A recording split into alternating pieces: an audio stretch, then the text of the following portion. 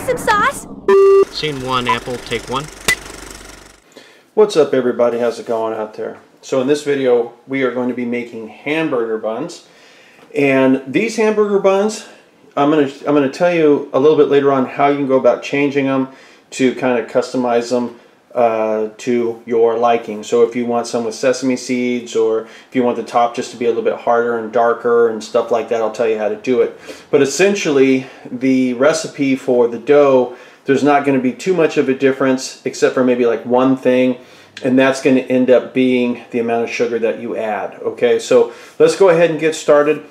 I don't usually give you exact measurements of things in my recipes, and the reason why I don't do that is because depending on how old the ingredients are, depending on your tastes, depending on the grain size of different spices and things like that, you know, measurements don't really help you. It's a good starting point at best.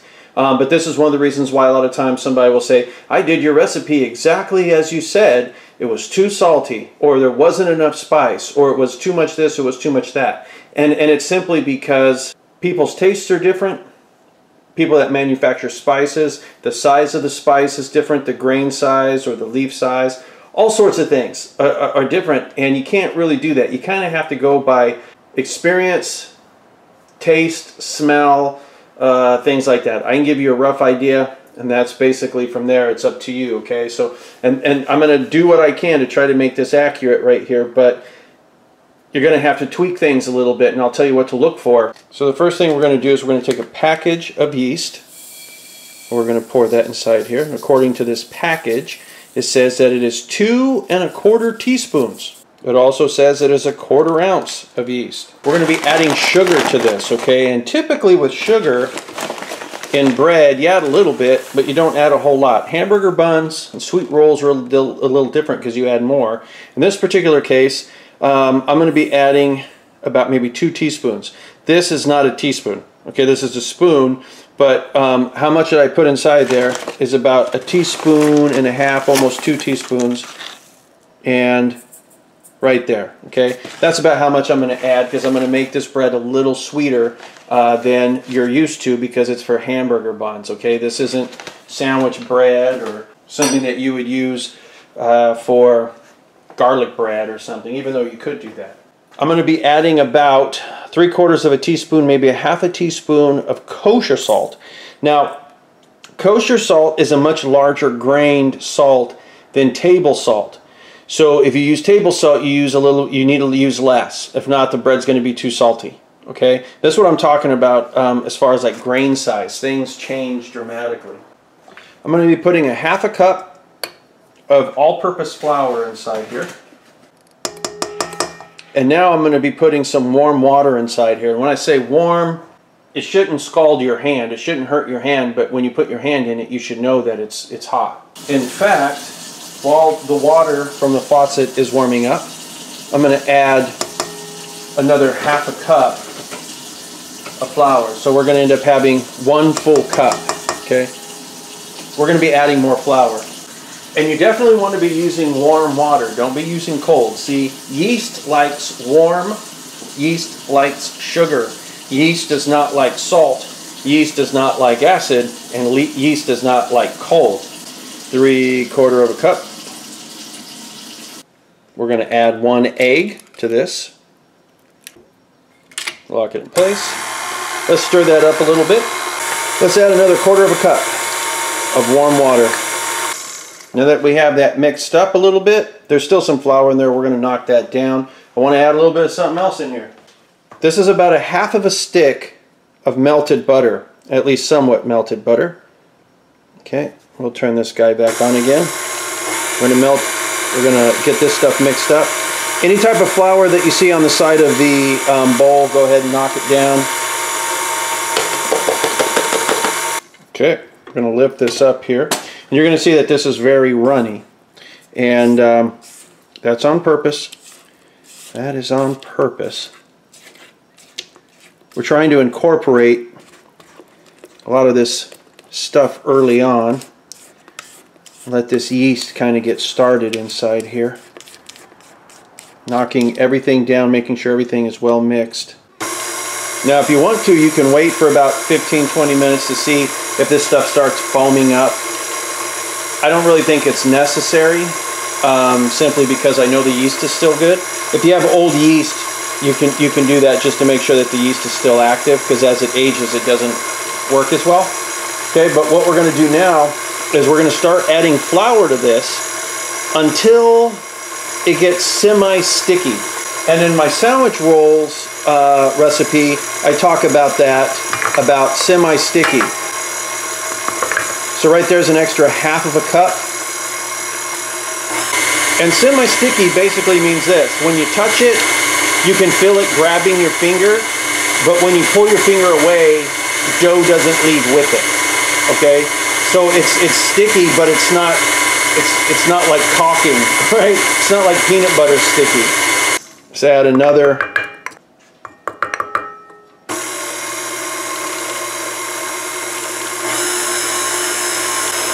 We might have enough right here. Let's go ahead and watch this and see how well it incorporates, as well as checking out the consistency of it.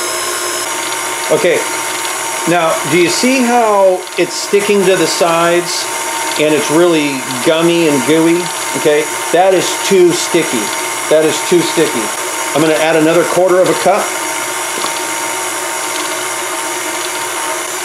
And you'll also see I'm mixing it on a slow speed right now, so flour doesn't go all over the damn place. Now if you don't want to use butter, you can use vegetable oil. Okay, it's not as sticky, but you'll see that it's still kind of sticky, but it's not quite as sticky.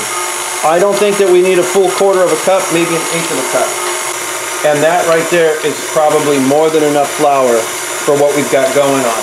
Now if it's too clumpy and it's not sticky enough, add a little bit of water to it, okay? And we're going for consistency here. Measurements are not as important as consistency. When you focus on measurements, you're going to end up screwing up a lot because you don't really know what you're actually looking for. Let's go ahead and turn this up just a little bit. So you'll see that the dough right now is tearing. It doesn't have elasticity. It's sticking to my fingers, but it's not sticking to my fingers. In other words, it feels sticky, almost like if you had some dried soda or honey or something on like a countertop or a plate, and it sticks to your fingers, but it doesn't pull off, okay? And what we're going to do now is we're going to go ahead and we are going to knead this for about 5 to 8 minutes, okay? Kneading, what it does is it builds up the gluten in the dough and it'll make it more elastic. Right now if we end up looking at the dough, okay, take a look at it. It looks kind of chunky and clumpy. You see that it's kind of just tearing. It's not elastic. It's not shiny, okay? Let's check it out after we knead it. Okay, so now that we have done the initial kneading, you're going to see that the texture on this is actually already different. You're going to see that it's a little bit more elastic. Okay, it's not tearing as much as it was before. And now what we want to do is we want to let this set. And see, it's not sticking, even though it's sticky, but it's not sticky, right? This is good dough right here. Now what we're going to do is we are going to let this set for about 4 or 5 minutes, and then we're going to knead it again for about another 4 or 5 minutes. Okay, so it's been about 5 minutes. Let's go ahead and knead this guy for about another 5 minutes. Okay, so when we lift this up, we should see that it's elastic. It should have a little bit more of a shine to it than what was there before. It's not as sticky. Okay, it's still got a little attack to it, but it's definitely not wanting to stick like crazy. But I'm going to take some spray Crisco here. You can use whatever type of non-stick spray you want. You can even use just straight up olive oil. Now we're going to let this proof. Okay, and what that basically means is this: covering this with saran wrap. You can use a towel or whatever. We're going to let that yeast get real active. When yeast is active, what it does is it starts eating the sugars that are inside here, and it starts turning it into carbon dioxide and alcohol. But during the time that that's happening, that carbon dioxide that's inside there is going to start creating little bubbles. And it's going to take the dough, and remember how we built up that gluten by kneading it? Well, that's basically making small little balloons, and this is just going to start getting bigger and bigger. And what we want this to do is at double in size at least. It can get bigger than that, but we want it to at least double in size. It needs to be in a warm spot, okay, for that to happen. If it's cool, right now it's kind of cool here, it might take an hour, hour and a half, 2 hours, okay, if it's cold. If it's warm, you're going to see it be a lot more aggressive on eating up those sugars, because yeast, like I said, likes sugar and it likes warm, okay, it doesn't like cold. And right now it's a little cool, but nothing too bad. But we do need to cover this to make sure it doesn't dry out, make sure other things don't land in there, undesirables. After it doubles in size, we can take it to the next step, which is actually shaping it to whatever we want, and then we're going to let it prove again, okay? If it's cold in your house or wherever you're at, you can take this and put it in a room that's warm, or you can just open up your oven, turn your oven on to like 100 degrees or something, and then put this inside there where it's, but make sure it doesn't get much hotter than like 100 degrees, okay? You don't want this thing, you know, baking inside there. You just want it to be warm. So it has been about an hour or so, and you can see it has definitely doubled in size. And now what we're going to do is we're going to go ahead and knock that down. We're going to take this out. We're going to throw it on a floured surface. Okay, so now at this point what we're going to do is, now there's a couple of ways that you can do this. You could break these up into sections. Like you can grab it kind of like this, pull it, roll it up in a ball, and then kind of go around and shape the guy to the size that you want, whatever. Okay, if you want to do it like that, you can. What I'm going to do on the other hand is I'm going to take this bread, I'm going to take this dough, kind of separate it like this, put a little bit of flour up here on top, put some right there, and I'm going to take a roller and I'm going to kind of roll this stuff out a little bit. Now I'm only doing this in this particular case for a specific reason, okay? And that is because I'm trying to make a Whataburger bun, okay? And if you have a bowl or something, you can use that almost as a cookie cutter by setting it on here, pushing down on it and letting it cut, and so you have your perfect thing. And what I'm going to do here is I'm using this obviously as a template, and after I have like this, which this right now is about 3/8 of an inch, almost a ½ inch, okay? I'm going to throw this on a piece of parchment paper on a cookie sheet. Now, for instance, let's grab one like right here, okay? Where you saw that I grabbed a decent amount right here, okay? And I'm going to grab it and I'm going to keep pulling the top, kind of like passing it up and under like this. Because this is somewhat elastic now, we can almost do this like pizza dough. Kind of pull out on this thing like that. Let's make a bigger one. I'm going to go ahead and I'm going to bake this exactly like this because I'm going to make a large one, but this goes on the baking sheet. What I'm going to do with this stuff right here, the rest of this dough, I'm going to grab it and just kind of keep pulling it up and under itself, kind of like this. And you can see what I'm doing right here is I'm kind of rolling all that out, and it's got some elasticity. But here, that's an enormous bun, and it's going to come out this way as well as up. So if you want to make a super-sized hamburger, there you go. Okay, I don't think we need anything that large, so we're just going to end up cutting this.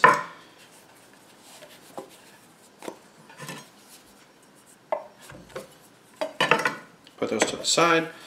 We can do the exact same thing with these now. Just put it down here. Now I want to show you something with this one. Now if I go this direction with it and this direction, stretching it out this way, okay, And like I said, it's going to be a little bit elastic, but we can grab this, kind of pull it. Okay, we can obviously add more if we wanted to. I've done a pretty good job rolling this out here, okay, and making it this shape. But now, if I end up letting this proof up, which I really made this too thin, but now if I let this proof up, we're going to end up having more of a bun shape that's almost like the ones that you see like on a chicken sandwich in some places where they've got something that kind of looks like this. Now this other dough, even though I'm not using it, I can wrap it up in saran wrap, throw it in the fridge, and I can make some more later. So now basically we end up having a few things like this, okay? Now, you can do this stuff by hand, you can roll it out, it doesn't make a difference. You'll see that I've got a really big one right here, a medium size, and this is more along the standard size. Depending on how much dough you add, it's going to end up obviously creating how tall it's going to get, as well as how round the top is going to be, how far out it goes, okay? The way that I've got this little one right here, it's going to take a while for this to proof up again to where when I bake it, it'll be something that's almost like a slider, okay? This and this are going to be more like the Whataburger. Let's say you want to do sesame seeds, or you want to have it where the top looks nice and brown and shiny. You get an egg, you mix it up with some milk, okay? Just a little bit of milk. You can use water, but you mix it up, and then you put a pastry brush and you just go over the top of it, just gently with that, and you'll end up having an egg wash on top. You can also use just cream, and that will often work a little bit too, will make the top darker. After that's on, you can leave it like that, or what you can do is sprinkle sesame seeds, and then the sesame seeds are going to get attached to that. That stuff acts like a glue, okay? And then from there, you're good to go. Now what we're going to do is we're going to cover these up gently by basically doing that, okay? And we're going to let these set for about 30 minutes. Okay, so it's been about 30 minutes, and I have the oven heating up to 375 degrees, and that's what we're going to be baking these at. But we're going to be baking these for about 15 to 20 minutes depending. When the top looks done. So now that these have been proofing up a little bit, as soon as we put them in the oven, they're gonna increase in size once again. This one is the one that I'm actually focused on. This is the one I'm going to be using for my Whataburger recipe.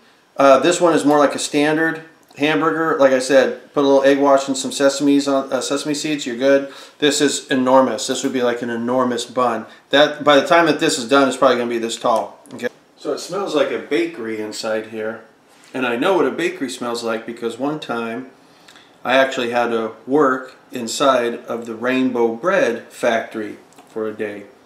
So I just took a peek to look at the color of the buns. It's really close. It's a light brown. But the cookie sheet being the way that it is. But these guys are hot right now, and if I pull these guys apart, whew, that is really hot. This is going to be okay. I'm not going to touch them. I'm not going to cut them open for at least 15-20 minutes. I want them to kind of cool off. I have made my Whataburger with that one hamburger bun, but let me show you the other buns. If you want to see the video where I make this authentic Whataburger, then check out, just do a search for my video saying how to make an authentic Whataburger. They're very soft on the inside. It's just like a pillow. It's like a cloud. This bun here. But if I take it and I open it up, look at the inside of that. I'm telling you, that is the way that it is done. They're nice and soft. They're fluffy. These I'm telling you are perfect for the, you know, what makes these really good is when you put a little butter on them and then you kind of toast it, you know, on that side. Then you've got yourself a really great hamburger bun. And as I have mentioned before, the top of this, if you don't want it kind of like this kind that I had made, you can put your egg wash on top, sprinkle your sesame seeds on there before you bake it. Then you've got your, you know, Big Mac type bun. It'll also end up being darker on the top, okay? And that's essentially what they do in order to get that top to look darker with the sesame seeds and everything like that. It's because they end up putting an egg wash, or they use a milk wash, like a cream or something up on top, and that will darken it during the time that it's baking. But anyway, guys, yeah, see, these are good buns right here. This is where it's at, man. You can do it yourself. You can make your own. You don't have to go out and buy buns anymore. But anyway, guys, that is that. And until next time, talk to you later.